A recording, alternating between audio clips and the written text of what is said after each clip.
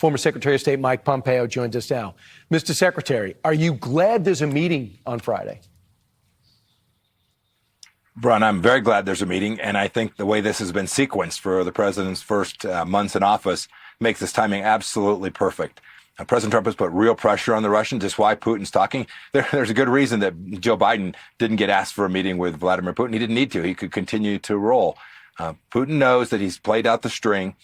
He might try to stiff President Trump on Friday, 96 hours from now. I'd be very surprised because the cost to him, if he does that, will be extremely high. So I think President Trump is showing up with an enormous amount of leverage. I'm confident that he will use that you heard him say, he'll know in a couple of minutes if there's an opportunity here.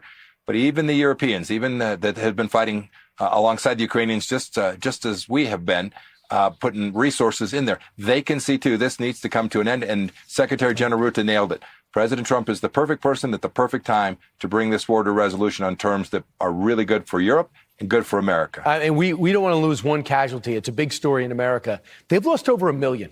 Over 1 million people at the battlefield. They're begging prisoners to fight. They're using North Koreans as proxies and Yemenis. They're dragging them out of Yemen. Meanwhile, it turns out that Russia, over the last 2 years, has had a pitched battle. They've taken 18% of the country. You know how many percentage they've taken over the last 2 years? 1%. The Ukrainians have been fighting like true warriors. They have a smaller force, but they're as strong as any force in Europe. Yeah, right. The best trained army in Europe today is the Ukrainian military. They've done that with tremendous support from the Europeans and from the United States of America, but they should be credited with pushing back against a much bigger nation than theirs. Putin knows that. You'll see 96 hours from now, Vladimir Putin understands that he has been totally unsuccessful at achieving his goal, political control of Ukraine. He's not going to get that. And now there's an opportunity to sequence this properly, to get the ceasefire and deliver an outcome that is a really good outcome, one that demonstrates that Vladimir Putin made a tragic mistake and that he lost this war. So maybe you could help me here. I understand when Steve Witkoff emerged from the meeting with Vladimir Putin, he said that Putin was prepared to exchange Zaporizhzhia and Kherson exchange for full control of Donetsk.